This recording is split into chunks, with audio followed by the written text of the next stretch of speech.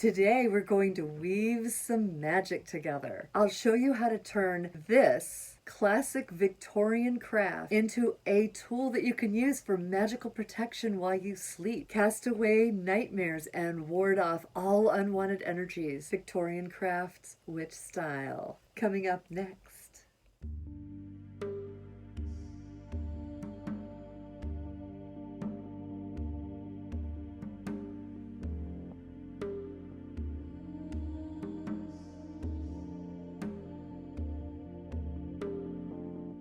Welcome to the Witch's Studio.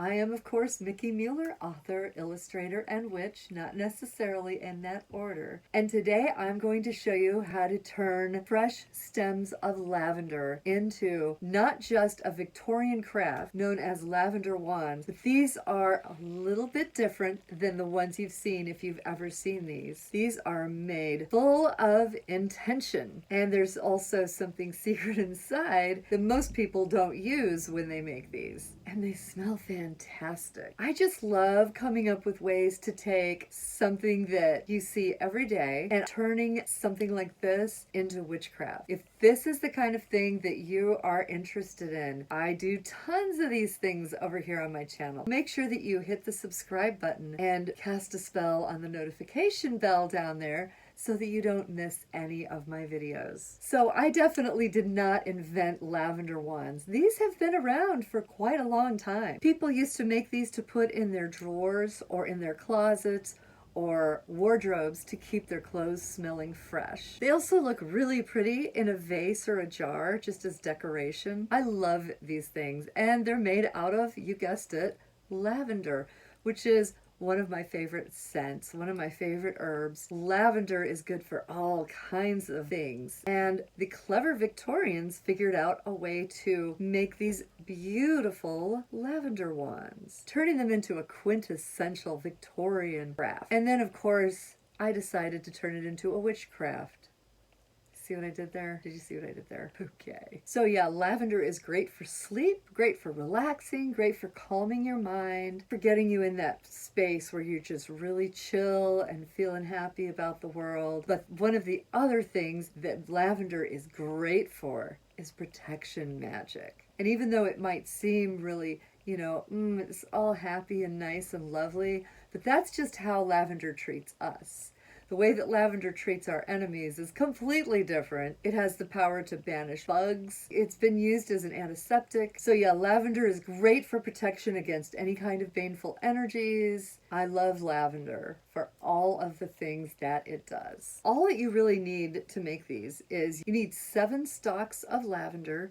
You're going to need some ribbon. And generally you want to use your ribbon in a color that you enjoy, a color that makes you feel happy and relaxed in your bedroom. You can also use a color that you find protective or one that you associate with good dreams. I had chosen this pretty purple, which I just love, but I also wanted a lighter color because it really stands out nice for showing you how to make these against the dark green and purple of the lavender.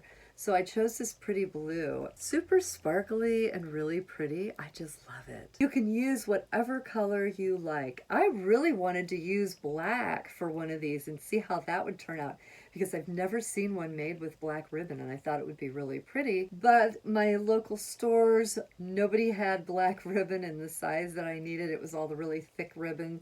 So I just decided to go with these. But at some point, I'll probably make one as soon as I can get my hands on some more black ribbon because, big surprise, I used all my black ribbon. If I get around to doing that, I'll post some pictures on my social media. Make sure you're following me over on Instagram and Facebook and Pinterest. I'm at Mickie Mueller, and you'll see more things that I make. Obviously, you're going to need a pair of scissors. You're going to need a little bit of patience because these are woven. You're going to need your intention because with each little section of weaving, you're adding your intention into it, and that really empowers thee. And the secret ingredient that you will see lots of these online for sale, probably none of them up until now, are going to have the secret ingredient that I've put inside of mine, because woven inside of this little bundle of lavender flowers, there is also a little amethyst chip and a little black tourmaline chip, because I wanted to add more energy for banishing, protecting, and for sweet dreams to these little guys, so that they would be very useful in casting a circle around my bed at night before I go to sleep.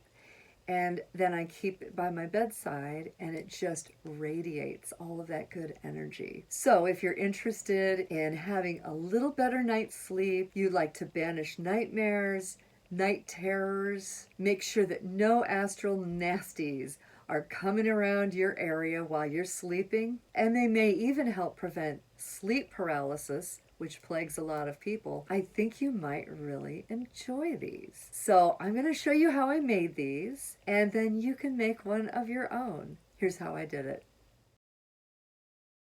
I started with 7 stalks of lavender, but you can use any number of lavender stalks as long as it's an odd number. You could do 11, 13, 15, whatever works for you. That is the ribbon that I used. You're going to want 1/4 inch ribbon in the color of your choice, 2 yards approximately. You're going to need a spoon, and I will show you soon what you're going to need that for. That's a fancy silver spoon, but you can use any spoon. I have a toothpick handy, pair of scissors, and some crystals. You could use a quartz crystal. I have some black tourmaline, I have some amethyst, and there's a little bead of moonstone there that I didn't opt to use, but you certainly could. Now, the first thing you're going to want to do is to clean off these stalks. Some of these have branches on them. You want 1 straight stalk for each one. So pull off any extra branches.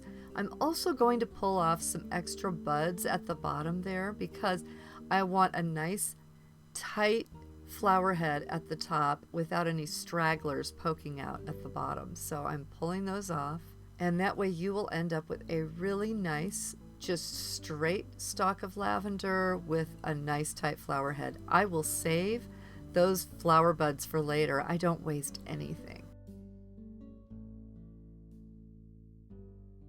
So here I am cleaning off the rest of these. I did not grow this myself. Ideally, you want to pick them around dawn when they're still really soft. These, as you can see, are a little droopy. I ordered them from a local florist. They were in good shape when I got them, but it took me a couple days before I could get to this video, and unfortunately, yeah, they're not ideal. But I'm gonna make them work. Now you want to line them up so they're nice and even there. As you can see, a nice little bundle, and I am tying them with one end of that ribbon. You won't see it, but I knot them 3 times. I like to knot things 3 times for the maiden, mother, and crone when I'm creating magical items. And then I'm going to cut that little tail end off with my scissors. And there you have a nice little bundle. I'm going to push that knotted little end up close to those flowers. Now this is where the spoon comes in. That little edge is perfect for scoring the edges of these lavender stalks. And you do this so that they'll be easier to fold over, which you will see in just a minute. This really works quite well.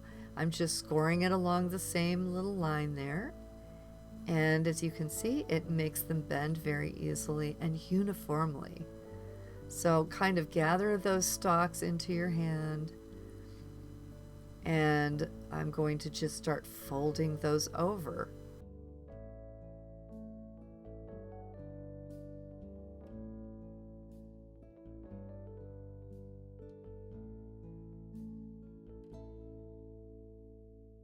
Now, as you can see here, it kind of creates a cage out of the stems around the blossom end. And that's exactly what you want. I'm kind of evening them all out so that they're relatively even. And you can see there, this is how you start it.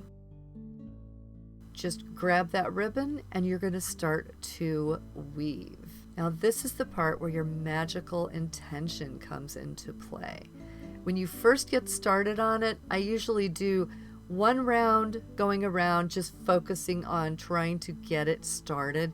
And you don't have to start putting your magical intention in right away, because just getting into the groove of it can be a little bit much. So anyway, once you get it to where you've kind of got that over and under, and this is why you want an odd number, so that you will have it alternating. And you'll see as I get into it a little bit further what I mean by that. So as you work, folding it over and under, you want to start weaving your intention in with every single one when you go over or under. And you can decide on your own what you want your intention to be. For mine, I wanted it for two things: good sleep and magical protection while I'm sleeping. So that is literally what I'm saying to myself with each one. As I'm going over, I'm saying magical protection, because I think of the ribbon as protecting, going over. And with each under, I say sweet dreams or good sleep, sound sleep. And you just do that with each one. Magical protection when you go over, sound sleep when you go under. And you just keep focusing on your intention for each one. And you say that either in your head or out loud, whichever you prefer, every step of the way. So this becomes a very powerful magical tool once you've finished it, because you have repeated this intention over and over and over as you weave your magic into this little lavender wand.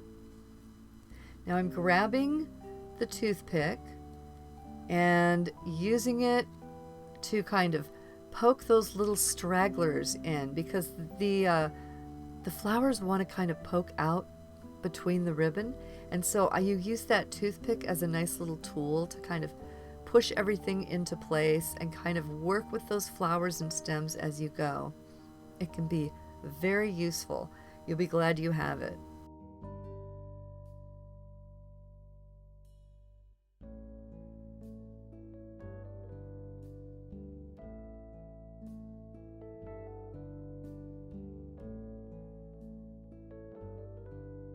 And there I am again with the toothpick, working it around the flowers so that it will encase the flowers inside of that ribbon. We want all the flowers to be underneath the ribbon and not having any poking out as we go. And focus on your intentions. Don't forget to keep focusing on your intentions. And you can also use that toothpick as a tool to help you weave in and out. As you can see, I kind of did that there.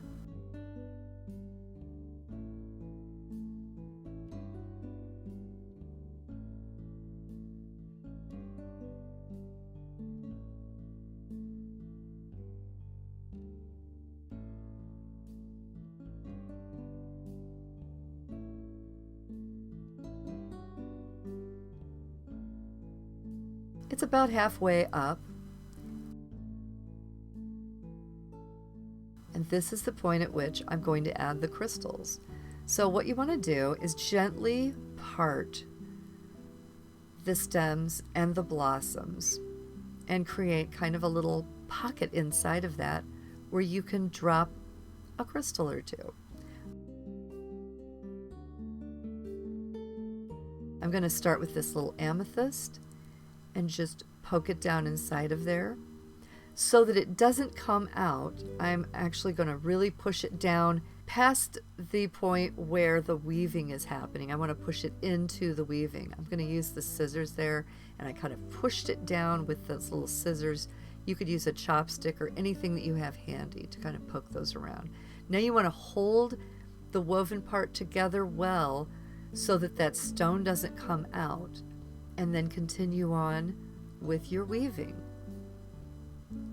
I did my stones one at a time.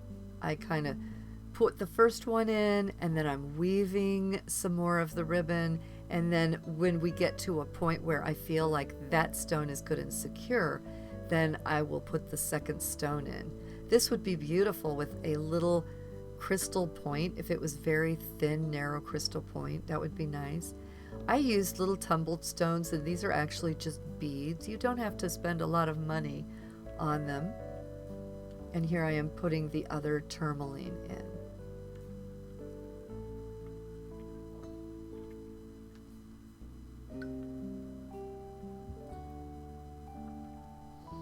and then continuing to weave it all the way down, focusing my intention on protection and good sleep as I go.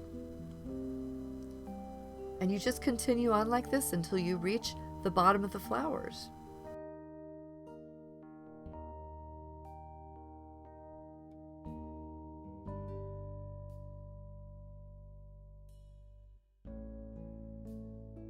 I'm going to take this ribbon and wind it nice and tight around that base, and then create a large loop that I can tie off with my ribbon. I'm going from the top to the bottom when I tie that knot, because I want the ribbon to be aiming down the little tail of the ribbon as it comes out. You'll see what I mean.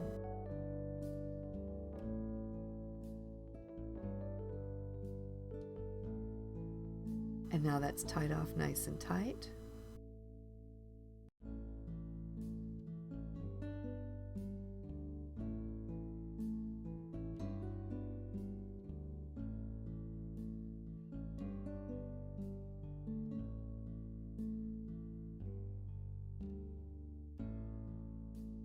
Now I'm just going to wrap it around the stems as tightly as you can. The stems will get a little thinner as they dry out, so you want to wrap it very tightly around those stems. I'm wrapping them all the way down to the bottom, and then I'm going to tie another knot just like we did on the top. Because lavender is so good for calm and for protection, it works fantastically for protecting you while you're sleeping, because when we're stressed out, we're more vulnerable to psychic attack, we're more likely to have nightmares and even sleep paralysis. So this is a really powerful tool. Tie it so it's nice and tight, the best that you can get it.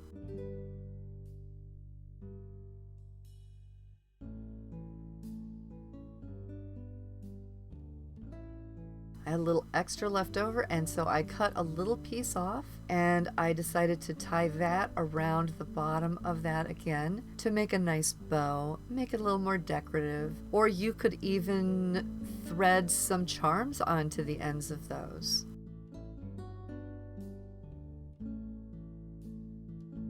And there's how they turn out. That one I didn't tie in a bow, I just left it dangle because I thought it looked pretty that way. There are several ways that you can finish these, but that's the gist of it. Now I'm going to show you how to cast a circle with your lavender wand. So this is my bedside table. This process is very similar to how we would charge an item, only instead of taking the energy and putting it into an item, we're going to take the energy and create an invisible bubble around our space to protect us while we're sleeping and anybody who's joining us. This is a very simple circle casting. If you know how to cast a circle, you'll kind of get it. If you've never cast a circle before, I'll just show you simply kind of how it's done. Start feeling the energy building in your chest, coming down your arm, and it will reach the wand once you pick it up. You're going to want to channel that energy that's inside of you down your arm and through the tip of the wand.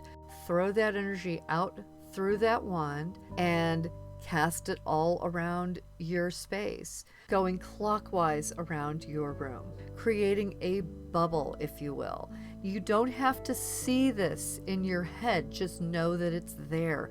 You can feel it, or you can maybe even hear it sparking. This is magical energy. It's not bound by space or time. It can go right through the wall, but it will create a magical barrier for you while you're sleeping.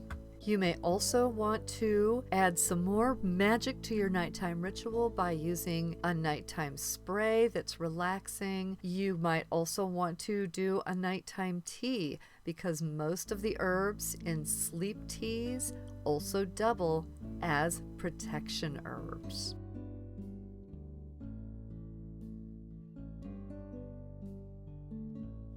And that's how I turned a Victorian craft into a witchcraft. I really had fun making these. I used to make them years ago, and it's been ages.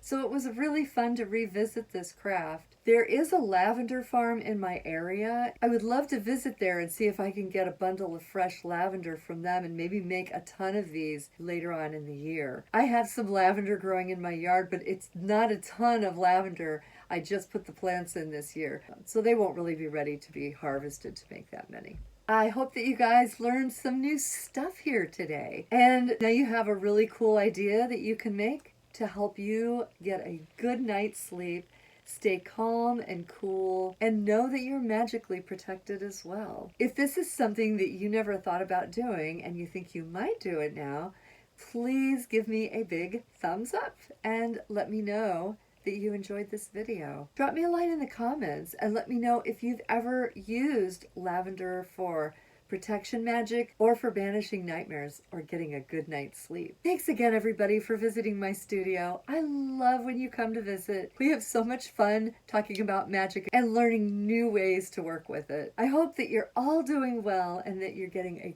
good night's sleep. Here's a couple more videos that I think you might enjoy. I will see you here next time. Until then, stay safe, happy, and healthy, and have sweet dreams. Remember, as always, to be your magic. Bye, everybody.